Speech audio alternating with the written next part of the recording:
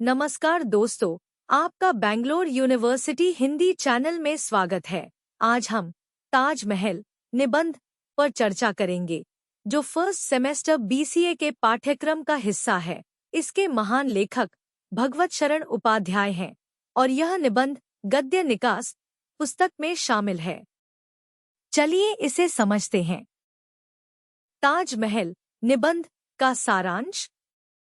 भगवत शरण उपाध्याय द्वारा लिखित ताजमहल एक प्रभावशाली निबंध है, जिसमें लेखक ने ताजमहल की अद्वितीयता और उसकी ऐतिहासिक, सांस्कृतिक और कलात्मक महत्ता को बड़े ही सुंदर ढंग से प्रस्तुत किया है।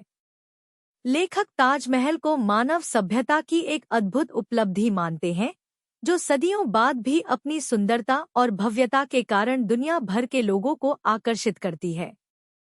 लेखक कहते हैं कि मनुष्य जन्म से कमजोर होता है, परंतु अपने कर्मों से वह महान हो जाता है।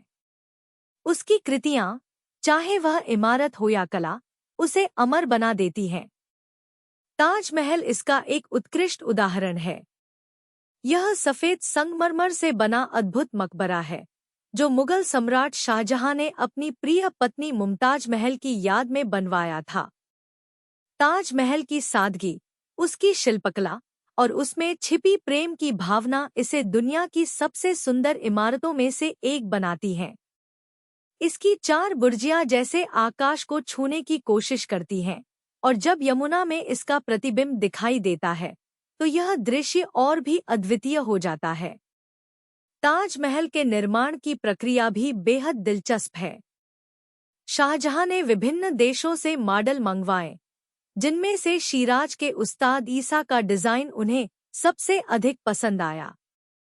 ताजमहल के निर्माण में भारत, फारस, अरब और अन्य देशों के कलाकारों और कारीगरों ने मिलकर काम किया। संगमरमर जयपुर से विभिन्न कीमती पत्थर चीन, तिब्बत और अन्य देशों से लाए गए। करोड़ों रुपए और लाखों मजदूरों की मेहनत से ताजमहल 30 साल में बनकर तैयार हुआ।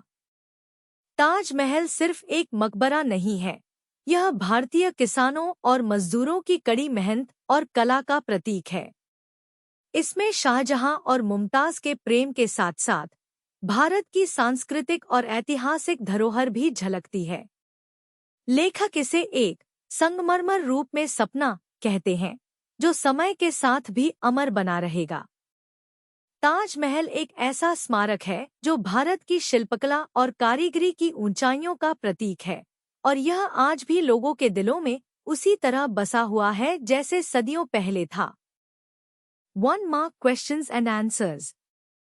प्रश्न: ताजमहल निबंध के लेखक कौन हैं?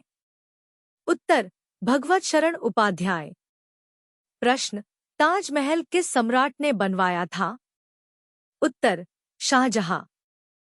प्रश्न: ताजमहल किस रानी की याद में बनाया गया था? उत्तर: मुमताज महल। प्रश्न: मुमताज महल का असली नाम क्या था? उत्तर: आरजूमंद बानो बेगम। प्रश्न: ताजमहल किस नदी के किनारे स्थित है? उत्तर: यमुना। प्रश्न: ताजमहल का निर्माण कितने वर्षों में पूरा हुआ? उत्तर: 30 साल। प्रश्न: ताजमहल किस पत्थर से बना है? उत्तर: सफेद संगमरमर। प्रश्न: ताजमहल के चारों ओर कितनी बुर्जियां हैं? उत्तर: 4। प्रश्न: शाहजहां की मलका मुमताज महल के कितने बच्चे थे? उत्तर: 14। प्रश्न: ताजमहल की जाली किस पत्थर से बनी है? उत्तर: संगमरमर। प्रश्न: ताजमहल के निर्माण में कौन सा शिराजी उस्ताद प्रमुख था? उत्तर: उस्ताद ईसा। प्रश्न: ताजमहल के निर्माण के लिए संगमरमर कहाँ से आया था? उत्तर: जयपुर। प्रश्न: ताजमहल की बाहरी दीवार पर क्या लिखा है? उत्तर: पाकदिल बहिश्त के बाग में प्रवेश करें। प्रश्न: ताजमहल किस प्रकार की इमारत है? उत्तर: मकबरा। प्रश्न: ताजमहल की दीवारों पर बने फूलों के बाग का निर्माण किस देश के कलाकारों ने किया? उत्तर: ईरान। प्रश्न, मुमताज महल की कब्र पर किस वर्ष का उल्लेख है? उत्तर, 1040 हिजरी। प्रश्न, ताजमहल के निर्माण में कितने मजदूर लगे थे? उत्तर, लाखों। प्रश्न, ताजमहल को किस प्रकार की नजाकत से जोड़ा गया है? उत्तर, जनानी नजाकत। प्रश्न, ताजमहल का निर्माण किस कला का प्रतीक है? उत्तर, मुगल कला। प्रश्न, आरजूमंद बेगम किसकी भतीजी थी? उत्तर, नूरजहां। ताजमहल का संदर्भ सहित व्याख्या और विशेषताएं। संदर्भ 1। पंक्ति, इन्हीं की तरह एक अचरज अपने देश का आगरे का ताज है, ताजमहल, मुमताज महल का मकबरा। संसार की सारी इमारतों से सुंदर है यह ताज, इसका सा मधुर कोई सपना नहीं, कोई गीत नहीं। संदर्भ, यह पंक्ति भगवत शरण उपाध्याय के निबंध ताजमहल से ली गई है, जिसमें लेखक ताजमहल की अद्वितीय सुंदरता और भव्यता का वर्णन कर रहे हैं। व्याख्या, लेखक ताजमहल की तुलना संसार की अन्य इमारतों से करते हुए इसे सबसे सुंदर बताते हैं। वे कहते हैं कि ताजमहल न केवल एक इमारत है, बल्कि एक ऐसा सपना है जो अपनी मधुरता और शांति के कारण अद्वितीय है। यह ताजमहल केवल एक मकबरा नहीं, बल्कि प्रेम और समर्पण का प्रतीक है, जिसकी सुंदरता किसी गीत या कलात्मक कल्पना से कम नहीं है। विशेषता, इस उद्धरण में ताजमहल की सुंदरता, उसकी कलात्मकता और उसके निर्माण में छिपी भावना को प्रस्तुत किया गया है। लेखक ताजमहल को एक स्वप्न या मधुर कल्पना के रूप में देख रहे हैं, जो इसे भौतिक संरचना से परे एक आध्यात्मिक अनुभव बनाता है। इसकी सादगी और भव्यता दोनों का सम्मिलन इसे विशिष्ट बनाता है। संदर्भ 2। पंक्ति, ताज सफेद संगमरमर का बना है। चारों कोनों पर 4 ऊंची बुर्जियां जैसे आसमान में तीर मारती हैं। जमुना सूखी नहीं रहती तो समूची इमारत की छाया उसकी लहरों में डोला करती है। संदर्भ, यह पंक्ति ताजमहल की भौतिक संरचना और उसकी विशेषताओं का वर्णन करते हुए ली गई है। व्याख्या, लेखक ताजमहल के निर्माण में उपयोग किए गए सफेद संगमरमर और उसकी बुर्जियों की सुंदरता को वर्णित कर रहे हैं। वे ताजमहल की ऊंची बुर्जियों की तुलना आसमान में तीर मारने से करते हैं, जो उसकी भव्यता को दर्शाता है। यमुना नदी के किनारे स्थित होने के कारण ताजमहल की छाया का जल में डोलना एक अद्भुत दृश्य प्रस्तुत करता है।